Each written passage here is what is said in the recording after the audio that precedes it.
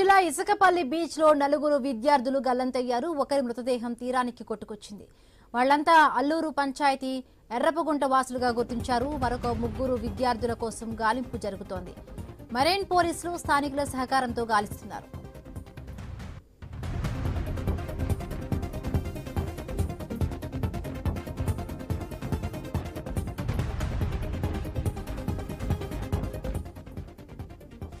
నెల్లూరు జిల్లా ఇసుకపల్లి బీచ్ లో నలుగురు విద్యార్థులు గల్లంతయ్యారు. ఒకరి మృతదేహం తీరానికి కొట్టుకొచ్చింది. వాళ్లంతా అల్లూరు పంచాయతీ ఎర్రపగుంట వాసులుగా గుర్తించారు. మరొక ముగ్గురు విద్యార్థుల కోసం గాలింపు జరుగుతోంది. మెరైన్ పోలీసులు స్థానికుల సహకారంతో గాలిస్తున్నారు.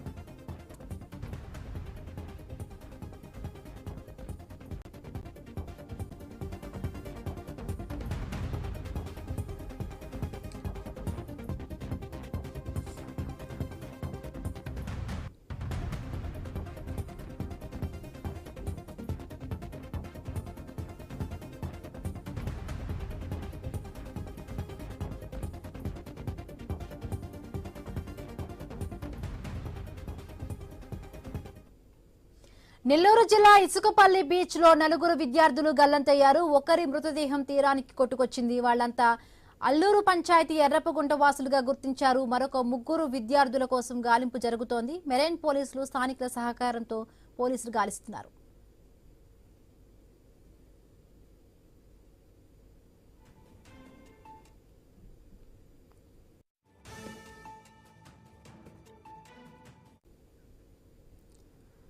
మరిన్ని పూర్తి అప్డేట్స్ మా కరెస్పాండెంట్ సునీల్ అందిస్తారు. సునీల్,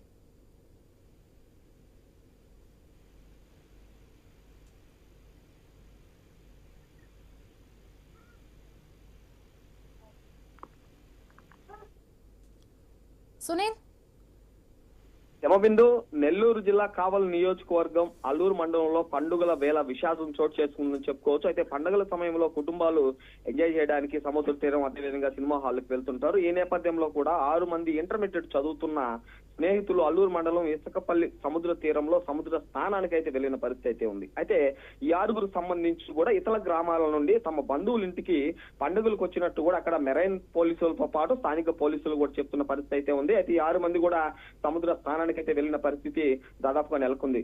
సముద్ర స్నానానికి వెళ్లిన అనంతరం కూడా వీళ్ళలో 2 వ్యక్తులు మునిగిపోతున్న పరిస్థితి అయితే ఉంది. ఈ 2 వ్యక్తులను అక్కడ స్థానిక మత్స్యకారులు అయితే గమనించి కాపాడడంతో పాటు కూడా మిగతా 4 కూడా సముద్రంలో గల్లంతైన పరిస్థితి అయితే ఉంది. గల్లంతైన వారిలో ఏగా బాలకృష్ణ, కే అభిషేక్, గుండవల్లి సుధీర్, ఈగ అమ్ములు అనే విద్యార్థులు అయితే ఉన్న పరిస్థితి అయితే ఉంది. అయితే ఇప్పటికే కూడా ఈ 2 మృతదేహాలు అయితే గల్లంతైన వారిలో 2 మృతదేహాలను ఒడ్డుకి చేర్చుకున్న పరిస్థితి అయితే ఉంది. వీరిలో ఓ మహిళా విద్యార్థి అమ్ములు అదేవిధంగా మరో మృతదేహం కూడా ఒడ్డు చేసిన పరిస్థితి అయితే ఉంది. అయితే మిగతా 2 మృతదేహాల కోసం పోలీసులతో పాటు కూడా మెరైన్ పోలీసులు పడవలో సముద్రంలో గాలింపు చర్యలు చేపడుతున్న పరిస్థితి అయితే ఉంది. అయితే ఈ 6 మంది విద్యార్థులకు సంబంధించి ప్రధానంగా చూస్తే కూడా ఇంటర్మీడియట్ అంటే దాదాపుగా కూడా 17 సంవత్సరాల నుండి 20 సంవత్సరాల లోపు వయసు కలిగిన విద్యార్థులని కూడా స్థానిక అల్లూరు పోలీసులు అయితే తెలిపిన పరిస్థితి అయితే ఉంది. అయితే ఇప్పటికే గల్లంతైన విద్యార్థులకు సంబంధించిన తల్లిదండ్రులు సముద్ర తీరానికి చేరుకొని అక్కడ గందరగోళ పరిస్థితి చేస్తున్న పరిస్థితి అయితే ఉంది. అయితే